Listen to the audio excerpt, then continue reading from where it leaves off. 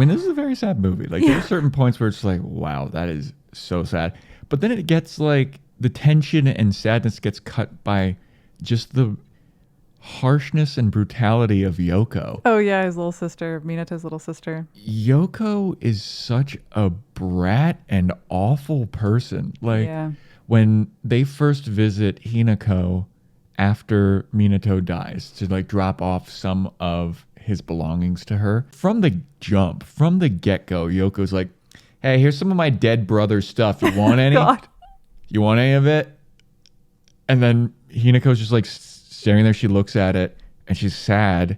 And she's like, are you still fucking sad about that? Like, he died like yesterday. Why are you so sad? She's just so harsh towards Hinako. Unnecessary. Even Wasabi's like, take it easy, dude. Do you have zero emotions aside from anger? And yet Wasabi and Yoko have this like love story that's kind of happening in the background. Yeah. But Yoko is so unnecessarily cruel. Yeah. I would say that she has to be a psychopath.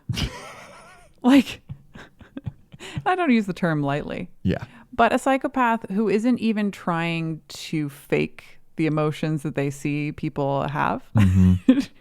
She's just like, so what? Just He's skipping dead. that part. So what? What are you sad about?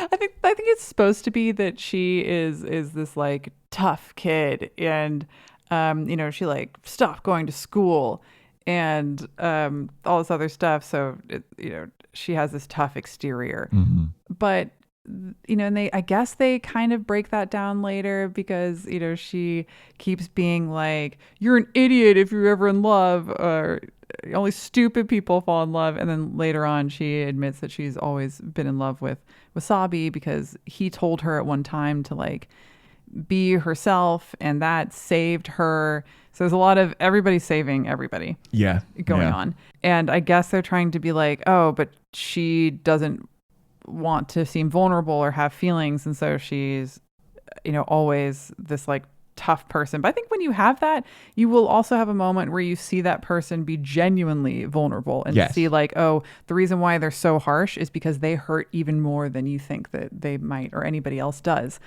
But we never see that. She's just a horrible person the entire time. There's never a moment of vulnerability with that.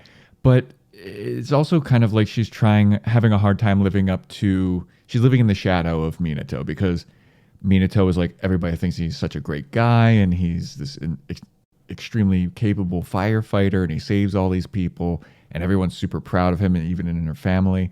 But there's a scene where Hinako visits his room and like the shrine dedicated to him after he dies, and she gives this whole speech about like, everyone thinks that my brother was like the super suave, super cool guy, but nobody saw behind the scenes. He was a harder worker.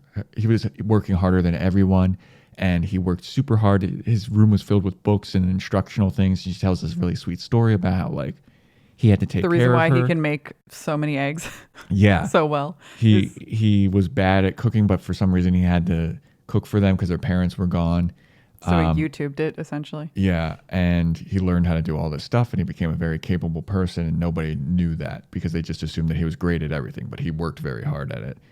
And then her thing is like, and that's tough because I don't want to work hard.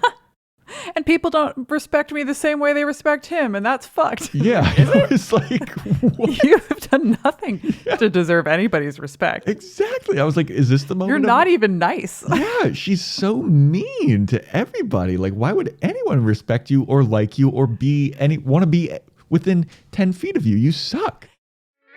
Thanks for watching that clip from the Anime Movie Podcast. Follow the links in the description below to hear full episodes, and please subscribe to our YouTube channel for more fun clips like this.